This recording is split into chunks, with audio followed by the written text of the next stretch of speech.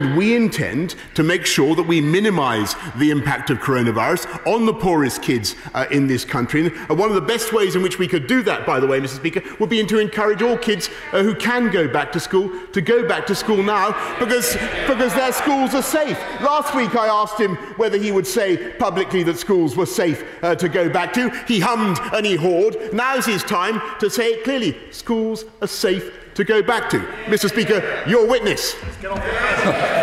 Keir Starmer.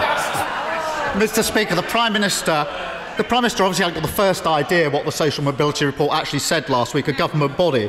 And he talks to me about consistency and U-turns. The government's had 3 U-turns in the last month. First we had immigration health charges, then we had MPs voting, and then we had free school meals. The only question now is whether U-turns at the dispatch box before or after. 3 U-turns. He argues about one brief one week and one the next. He's an expert in that.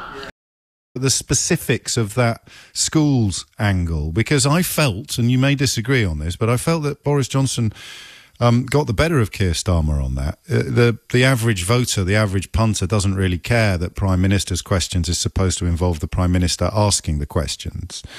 Answering the questions, not asking them. I mean, it is against convention, if you like, for him to insist that the leader of the opposition respond to his questions, but I don't think that matters. I mean, it's not an actual foul. You're not going to get a yellow card or a red card, even though it's against the spirit of the game. Your own fans are going to cheer it to the rafters, but I don't know whether it works or not. I know why he's done it. You know why he's done it, whether you are susceptible to this sort of nonsense or whether you find it as ridiculous as I do. We all know that it's about blame. Here is something going wrong.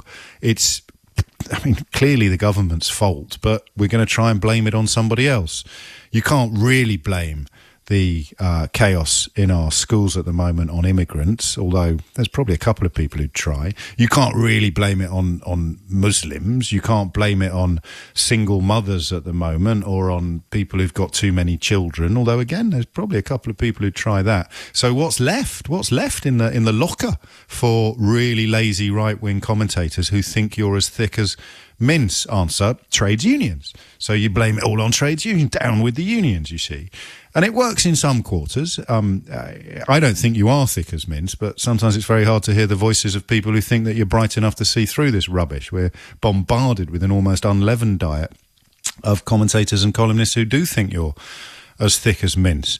And that is the bit I don't quite get about Keir Starmer's response. I mean, is this cutting through? I don't think Johnson would have gone back to it unless it was focus grouping well. Everything he does is based upon self-interest and focus groups. The notion of principle left the building shortly after he was born. So what's the game there? I don't get it, and I don't understand why Starmer fluffed it. You just say, of course schools should reopen when they're safe, but it's not for you to decide when they're safe. It's for teachers and head teachers to decide when they're safe. And the idea that schools should reopen when Parliament hasn't, I mean, there just seemed to me to be so much that Starmer could have come back on. He could have read out the government's own guidance. He could have asked about teachers wearing face masks on public transport on the way to work on pain of a fine and then being compelled to take them off when they get to work. I don't get that. That was weird. I wonder, and we'll turn to Theo in 43 seconds, I wonder whether Starmer struggles a bit with stuff that wouldn't be permissible in court, you know, stuff that wouldn't sway a jury. The points where a judge would say, actually, Mr. Starmer, please focus on you're not allowed to bring in emotive, rabble-rousing responses. You have to focus on facts when you're in court. I don't know, but of course Johnson is brilliant at the opposite of facts. He's brilliant at stoking up feelings.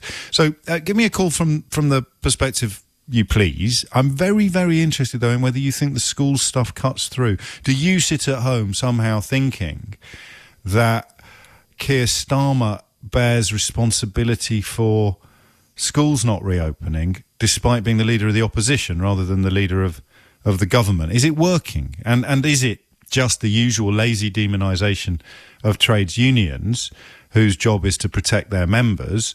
And if their members aren't safe in the House of Commons, why would they be safe in a primary school?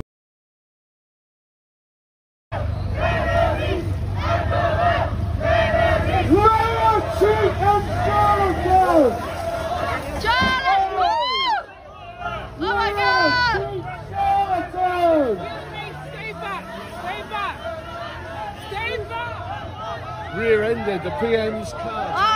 Yeah, I think so. I got it.